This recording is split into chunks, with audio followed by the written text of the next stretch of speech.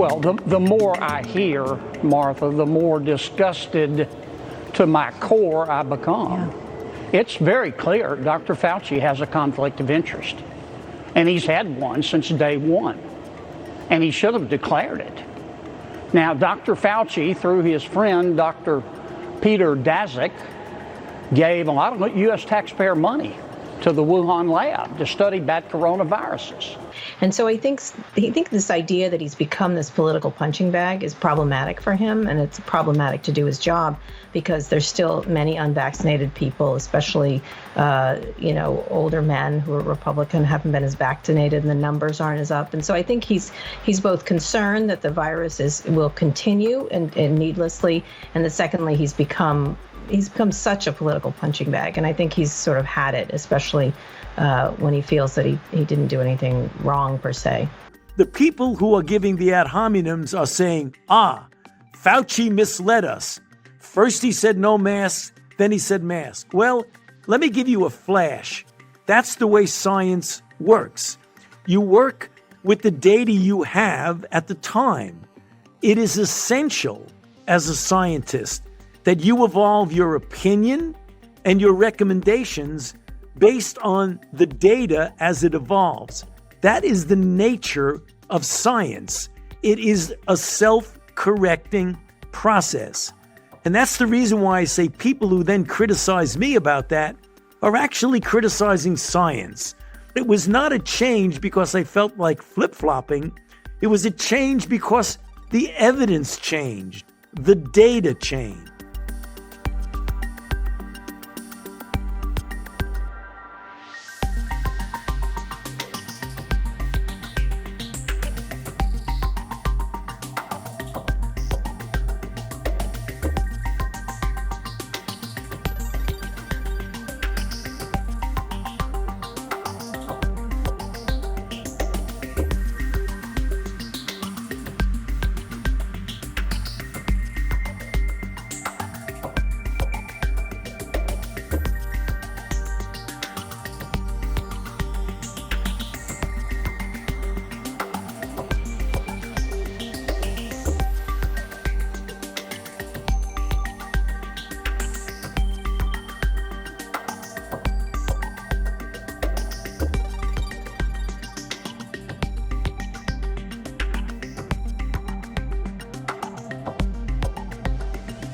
So did Dr. Tony Fauci mislead the public? That's actually an interesting question because, the source of the Wuhan virus, the source within Wuhan, we don't know really. The lab leak theory was dismissed out of hand, called a conspiracy theory by the press. That's not fair, and that wasn't right. The operating theory was that it emerged in one of these wet labs that the Chinese government had promised to close down after a previous outbreak. They hadn't done that. So we don't really know. Scientists are split on it. There was this Lancet report that was really a partisan political talking point, not science. And so as this has come to light, the people in the establishment, the scientific establishment who, were sort of the gatekeepers have taken a hit. And Tony Fauci is the face of that. So that's actually logical. There's other things going on with him.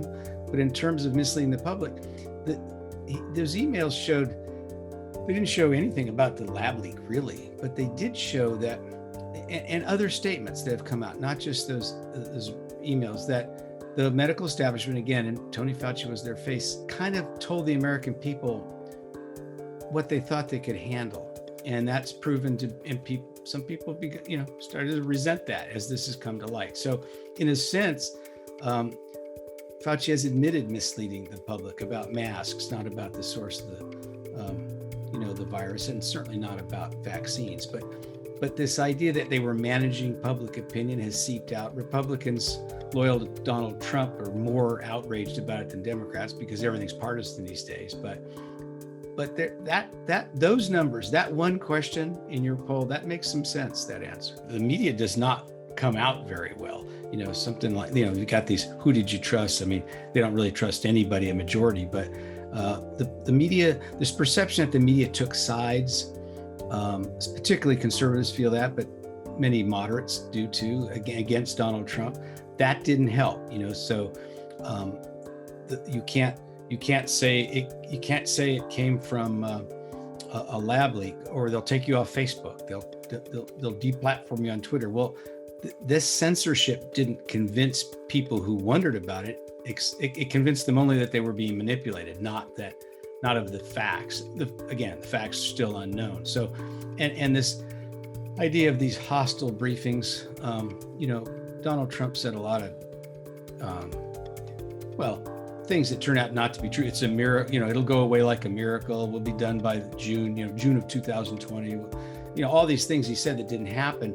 His uncertainty in public communications at the beginning hurt him, but the way the press piled on and then dismissed anything he said, not just hydroxychloroquine, but remember, Trump was predicting there'd be a virus by the end of a vaccine by the end of the year.